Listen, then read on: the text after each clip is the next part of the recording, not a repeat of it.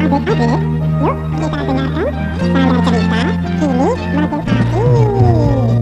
Selamat berjumpa dalam sanggar cerita, dalam kitab Bagong dan cerita. La la la, mari kita dengarkan, mari kita nikmati. Sanggar cerita makin asik. Selamat berjumpa kembali adik-adik. Selamat bertemu kembali dengan Sanggar Cerita. Kali ini kakak akan memberikan cerita yang menarik sekali dengan judul Angsa Emas.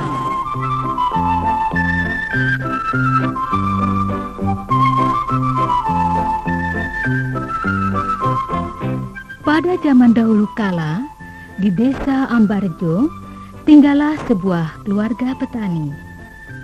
Desa itu terletak di tepi hutan. Petani itu memiliki 3 anak lelaki. Yang bungsu bernama Budiman.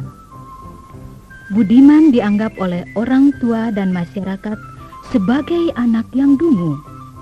Suatu ketika, Pak Sastro menyuruh anak sulungnya menebang kayu di hutan. Di tengah jalan, bekalnya diminta oleh seorang tua. Si sulung tidak memberikan bekal itu. Ternyata si sulung tidak berhasil menebang kayu itu, bahkan tangannya luka terkena kapak. Anak kedua juga disuruh menebang kayu dengan mendapat bekal roti dan anggur yang lezat. Di tengah jalan, ia tidak mau memberikan roti dan anggur itu kepada orang tua yang memintanya. Anak kedua ini pun tidak mampu menebang kayu, bahkan tangannya juga luka terkena kapak. Maka Pak Sastro menyuruh anak ketiga yang dianggap dungu itu.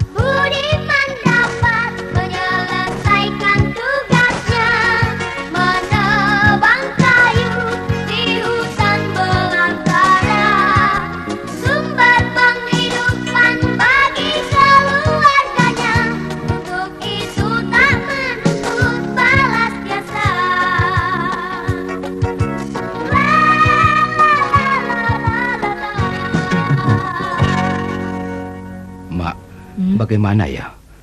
Kedua anak kita tidak berhasil menebang kayu. Padahal kita butuh kayu bakar dan peralatan dari kayu. Pondok kita rusak. Ya bagaimana lagi toh Pak Ne? Si Budiman itu harus pergi. Ya mana mungkin toh Mak. Sedangkan 2 anak yang pandai itu tak berhasil. Budiman yang bodoh begitu, mana mungkin dapat berhasil Mak. Iya Pak. Anak kita satu ini kenapa begitu bodoh dan lembek? Dikirim pun jangan-jangan ia tidak berhasil. Mungkin sama. Ya tidak berhasil. Naik ke puncak gunung. Itu dia. Kalau menyanyi suaranya juga fales. Mana mungkin dia sukses ya Pak Ne? Ya, tapi siapa tahu toh, Mak. Coba ku panggil. Budiman! Ya, Budiman! Pak. Ya. Saya siapkan bekal dulu ya Pak Ne. Ya, sana. Nggak usah enak-enak untuk nguji dia. Bapak memanggil saya? Iya, duduklah. Ayo. Kedua kakakmu gagal menebang pohon di hutan. Tidak ada pilihan lain kecuali dirimu untuk menebang kayu itu. Kebutuhan kayu sudah sangat mendesak, Budi. Kau sanggup kan menuruti permintaan ayahmu itu? Sanggup, Bu. Saya pasti bisa. Kau begitu yakin ya, nak ya? Padahal biasanya kau selalu gagal kalau harus mengerjakan tugas-tugas ringan. Kau begitu yakin, Budi? Saya yakin, Bu. Kalau saya tidak berhasil, lalu siapa lagi yang berhasil mendapatkan kayu? Bapak kan sudah tua. Nah, ini nasi dan teh untuk bekal perjalananmu, Budi. Loh, kok nampaknya nasinya hitam dan tehnya begitu, Mak? Biarlah, Pak. Jelek pun tidak mengapa. Nah, makanlah makanan seadanya sebelum kau berhasil mencapai sesuatu, ya. Setelah kau mencapai sesuatu yang berarti, barulah kau boleh makan enak. Ini kapak dan talinya ya, nak ya. Wah. Pak, Bu, saya mohon izin dan doakan saya. Semoga saya dapat berhasil menebang kayu di hutan ya, Pak. Ibu sertakan doa ibu, Budi. Hati-hati ya, nak ya.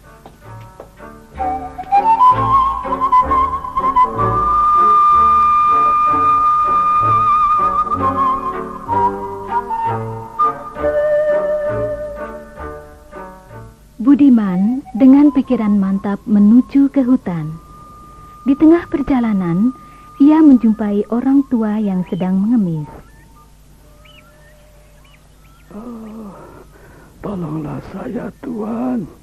Saya orang tua yang kelaparan. Tolonglah saya. Berikan makan kepada orang yang kelaparan ini. Tolonglah saya, Tuan. Kakek? Orang muda. Akan kemanakah kau? Saya disuruh orang tua saya untuk menebang kayu di hutan, Kek. Mengapa kakek di sini, Kek? Berhari-hari saya duduk di sini meminta belas kasihan orang-orang yang lewat untuk sekedar mendapatkan seteguk air, sesuap nasi. Saya kelaparan, namun sudah 5 hari tak seorang pun berbelas kasih pada saya. Kalau begitu, kakek juga melihat kedua kakakku lewat sini ya, Kek? Dua pemuda yang juga membawa kampak seperti kamu. Iya, Kek. Kapak ini juga yang dibawanya. Betul. Dua pemuda itu tak tahu belas kasihan. Ia mencibirku, tidak mau memberikan sedikit pun nasi dan minuman untukku. Keterlaluan sekali. Kulihat kau juga membawa bekal, nak. Aku minta sebagian saja. Wah, tapi ini hanya nasi hangus dan teh yang tidak enak, Kek. Apakah kakek mau? Dalam suasana lapar, tidak mungkin menolak makanan. Beri aku sebagian saja, ya. Semuanya saja kakek makan, ya. Loh. Bagaimana nanti kamu sendiri? Saya kan masih muda, Kek. Saya bisa mencari buah-buahan di hutan. Ini, Kek, terimalah.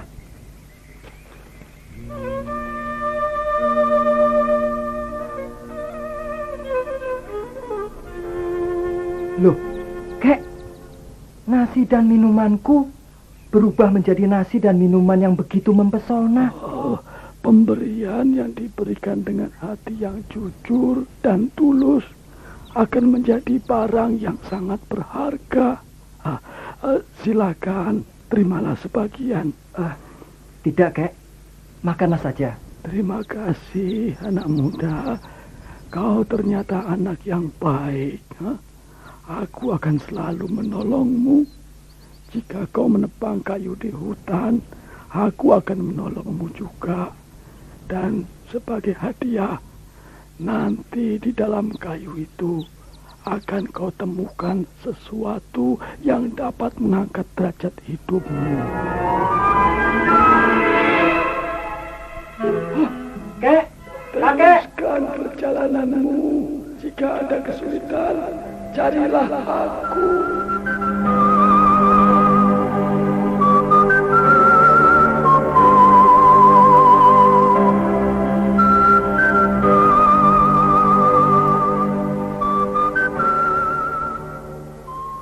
Budiman heran, ternyata dengan mudahnya ia dapat menebang kayu di hutan. Ia mengikuti nasihat orang tua agar mencari sesuatu di dasar kayu itu, dan ternyata di sana ditemukan seekor angsa emas. Oh, ajaib sekali. Ternyata ada seekor angsa emas di sini. Angsa emas. Bulu-bulunya keemasan sangat indah. Oh, kalau begitu sebaiknya aku tidak segera pulang. Akan kujelajah beberapa kota untuk menunjukkan angsa emas ini kepada orang-orang di kota. Baiklah. Kutulis surat untuk ayah dan kakak-kakakku supaya mereka sendiri mengambil kayu yang sudah kutebang ini. Oh, jadi kau berniat mengembara membawa angsa emas itu? Iya, benar, Kek. Baik, kelak kau akan bertemu dengan seorang raja pada sebuah negeri besar. Jika ada kesulitan, carilah aku. Baik, Kek. Saya minta tolong agar ayah dan kakak saya dapat mengambil kayu yang sudah kutebang ini, Kek. Oh, beres. Dan doakanlah saya ya, Kek. Ya. Berangkatlah dengan tekad yang lurus dan jujur.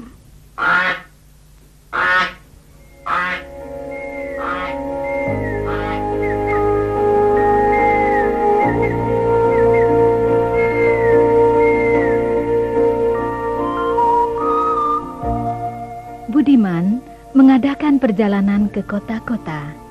Pada suatu hari, Budiman sedang tidur di sebuah penginapan. Angsa emas itu lepas dan berjalan sendiri di luar kamar. Angsa itu menjadi tontonan banyak orang. Hei, ada angsa kok begitu bagus? Aduh, bulunya indah keemasan. Aduh, alangkah eloknya bulunya angsa. Emas murni. Betulkah ini? Duh, manis sekali. Waduh, itu kamu nggak dari sana. Tunggu dulu. Alangkah baiknya jika ku tangkap angsa itu. Emasnya pasti dapat kujual. Jika bulu-bulunya ku cabuti, akan kuperoleh emas yang cukup untuk kehidupanku. Awas ya, ku tangkap kau. Aduh, kurang ajar. Lari kau ya. Ketangkap kau ya.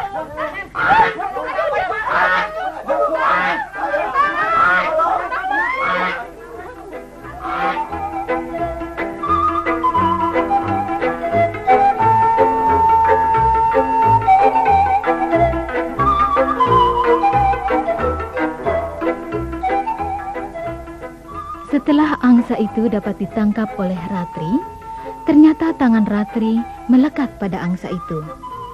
Tangan itu tidak dapat dilepaskan. Loh, angsaku yang manis, mengapa kau menjadi tontonan begitu? Tuhan, tolong Tuhan. Kami, Tuhan. Saya Tolonglah kami. menempel. Wah, Tuhan, aku tidak bisa menolong kalian. Tetapi, baiklah, kita mengadakan perjalanan. Mungkin nanti dapat pertolongan. Ya.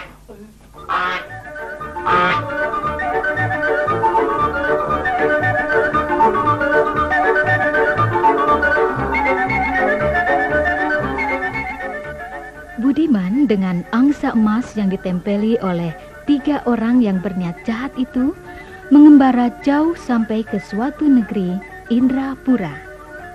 Di perjalanan, ada seorang laki-laki yang mengejek dan mentertawakan Budiman.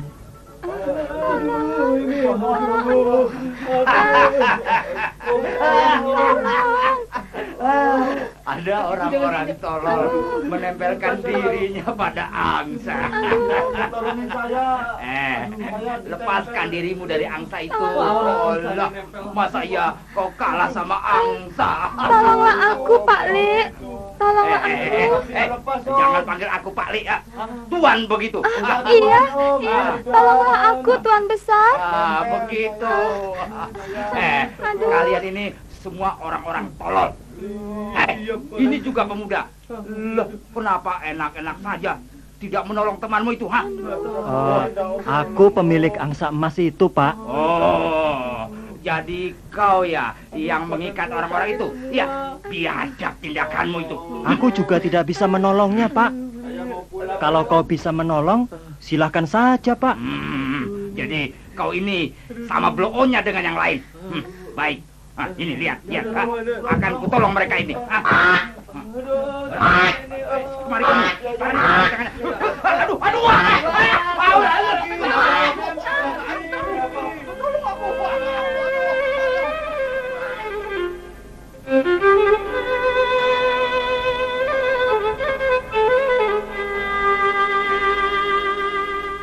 Ketika angsa dan orang-orang yang melekat padanya tertidur karena kelelahan, tiba-tiba ajaib.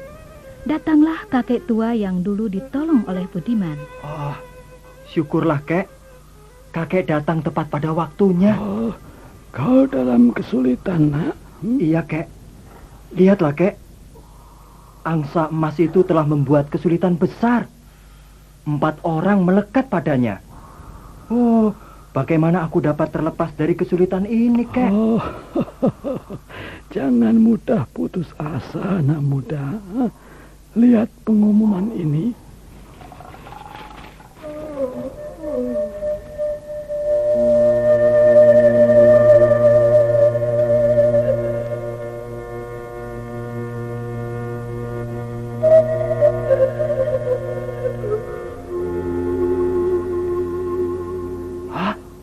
Jadi, di negeri Indrapura ini ada sayembara, Kek? Iya, Raja Indrawangsa akan mengambil menantu. Siapa saja yang dapat membuat sang putri tertawa. Ternyata putri itu tidak pernah bisa gembira atau tertawa. Jadi, apa maksud kakek? Dengan angsa emasmu itu, sang putri pasti akan tertawa dan kau akan menjadi putra menantu Baginda. Tapi di manakah kerajaan Indrapura itu, Kek? Kau ini, ya inilah kerajaan Indrapura. Bersiap-siaplah agar kau dapat mengikuti sayembara. Kakek, kok kelihatan pasti sekali, Kek? Aku akan membantumu, anak muda.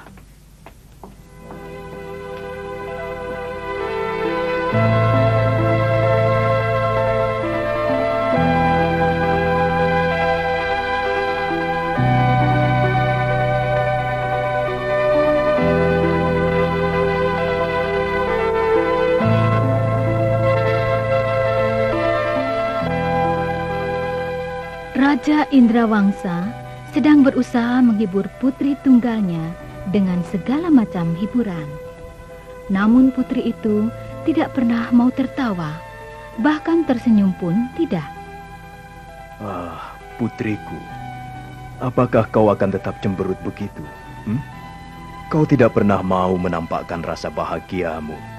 Ayahanda, hamba tidak akan tertawa sebelum ada pemuda yang mau membuatku tertawa, Ayah.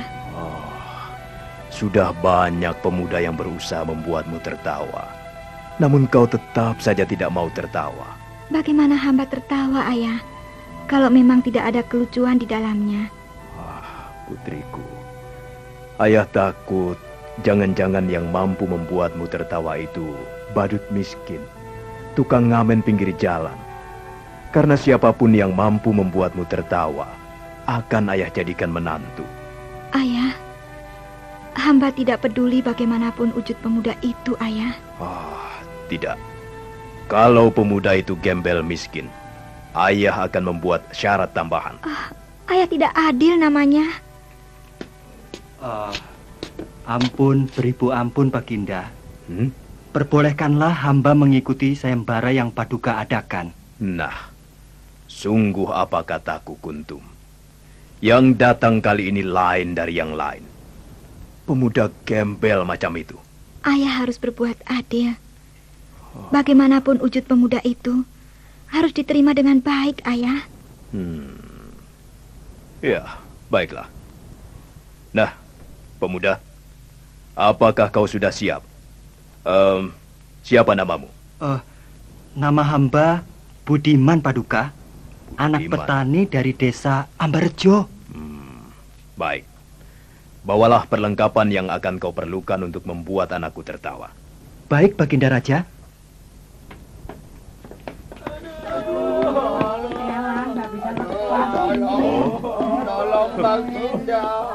Nah, inilah barang milik hamba, Baginda. Ayah. Aduh, ayah, alangkah lucunya angsa itu. Dapat menyeret 4 orang, ayah. Iya. Lucu, ayah. Kau dapat membuat lelucon, Budiman. Aduh, mereka saling bertengkar, ayah. Pemuda, angsa itu saya minta boleh ya? Baiklah, Putri. Dengan cara itu, apakah saya... Iya. Kau telah memenangkan perlombaan, pemuda. Bawalah angsa itu ke taman kerajaan, Putri. Dan tolonglah agar keempat orang yang ada di tubuh angsa itu dapat terlepas. Tolonglah hamba, Sang Putri. Hamba juga minta tolong, Tuan Putri. Aduh. Salahnya saya, Tuan Putri.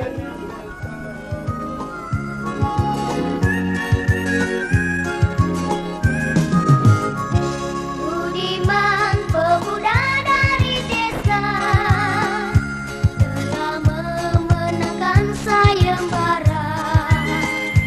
Putri cantik kan jadi istrinya, namun sang raja mengkhianatinya. Gundah hati pemuda dari desa, dia dihina karena miskin nestapa. Namun dalam pertolongan dewa, segala bahaya dapat ditempuinya. Si kakek tua yang bijaksana datang menolongnya. Jebakan dan hinaan sang raja kini telah dapat dikibaskan. Semua derita dan nestapa terobati. Budiman ditolong kekuasaan ilahi.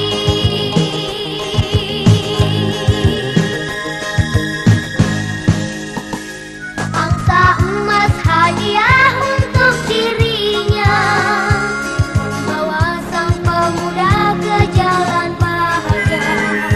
Namun hatinya tetap sederhana, tidak lupa akan sanak saudaranya. Tidak lupa akan sanak saudaranya. Oh, tidak. Sayembara ini belum selesai. Kau baru dinyatakan menang kalau kau dapat mencari orang yang dapat menghabiskan anggur sebanyak 1 tempayan, memakan nasi tumpeng sebesar gunung, dan mengendarai perahu baik di darat maupun di laut. Baginda, janji Paduka kan tidak demikian. Kurasa belum cukup aku menguji orang yang pantas menjadi menantuku. Nah, akan kusiapkan anggur, tumpeng dan kapal itu. Wah, tetapi di mana hamba harus mencari orang-orang itu, Baginda? Jangan bertanya padaku. Cepat, carilah orang yang dapat meminum anggur itu, makan tumpeng, dan mendayung perahu di darat dan di laut. Atau kau tidak pernah pulang kembali ke kerajaan. Baiklah, Ayo. Baginda. Ayo. Hamba mohon diri.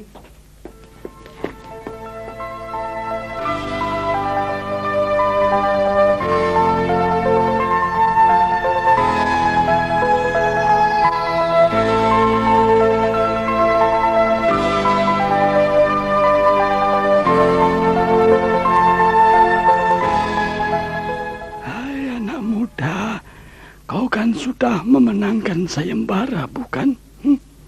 Di mana angsa emasmu itu? Ia dibawa oleh sang putri, Kek. Dan saya masih harus mencari orang yang mampu meminum anggur setempayan, makan tumpeng segunung besarnya, serta mengayuh perahu yang dapat berlayar di darat dan di laut, Kek. Kalau begitu, Raja ingkar akan janjinya. Tadinya ia akan menerima siapa saja yang mampu membuat sang putri tertawa. Ternyata sekarang syarat itu ditambah. Dan ternyata syaratnya lebih berat, Kek. Oh, jangan khawatir. Lihatlah diriku.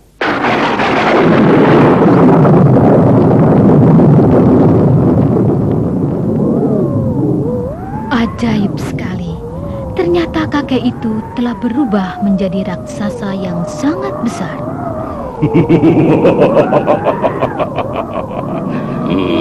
Budiman, bawalah aku menghadap raja. Akan kumakan semua hidangan yang diberikan oleh raja. Kek, kakek, kaukah itu? Aku tidak percaya. Cepat, bawalah aku ke sana.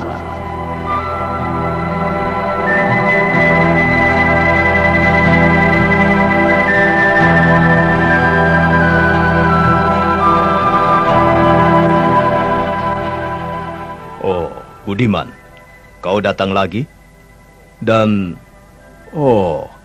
kau membawa seorang yang sangat besar. Hai raja yang baik hati, aku akan makan tumpeng dan minum anggur yang kau sediakan. Manakah itu? Baik. Silahkan.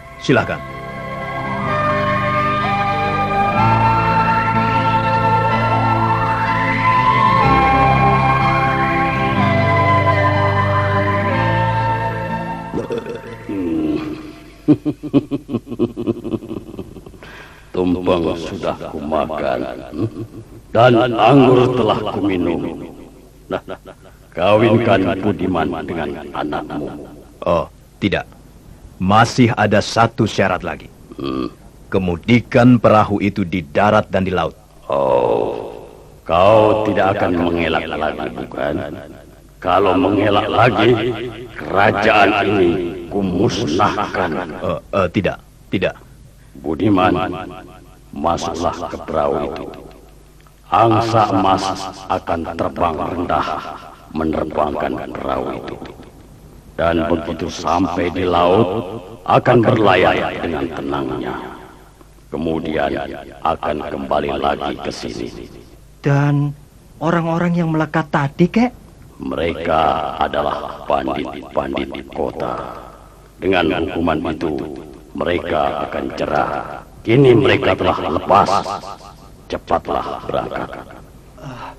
Baiklah, Kek.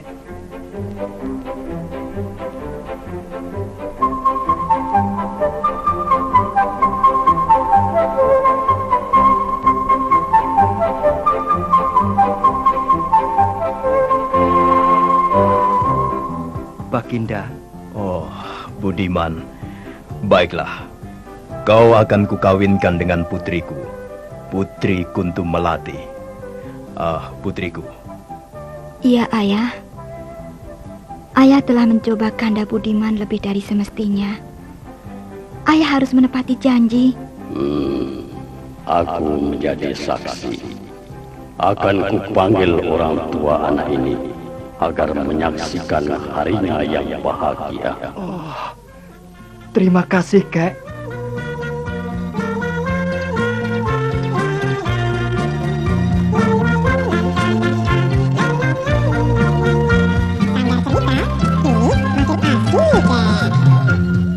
Demikianlah adik-adik, akhir cerita dari Budiman yang memiliki angsa emas. Hati yang luhur dan penuh ketulusan akan mendapatkan balasan dari Tuhan. Adik-adik, jangan lupa Kanda Cerita kini